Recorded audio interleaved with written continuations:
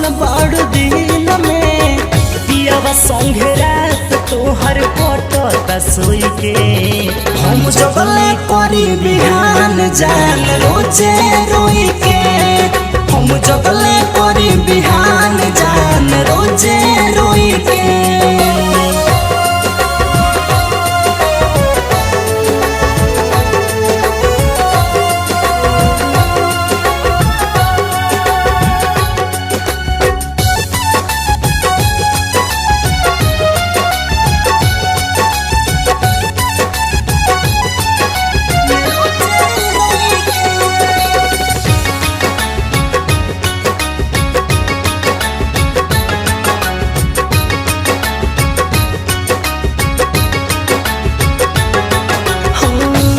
हलो बनाई जान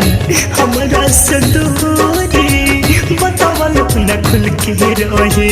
कौन मजबूरी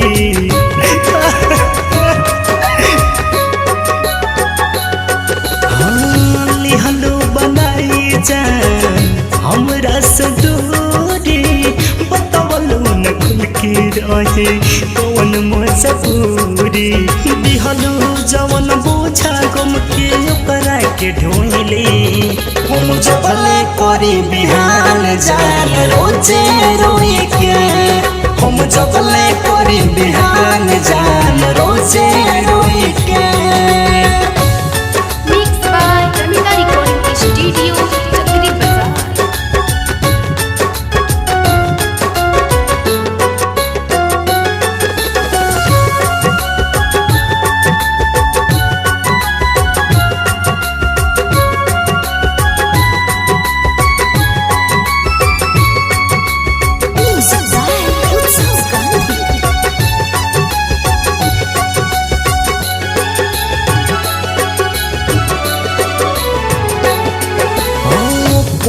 मासूमापन भइले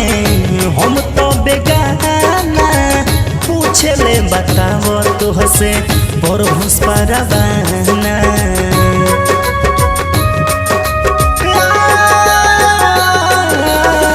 कभी मासूमापन भइले हम तो बेगाना पूछले बताव तो हसे बड़ भूस परवाना सपना जरा के जान तू तो कोइलू कोइले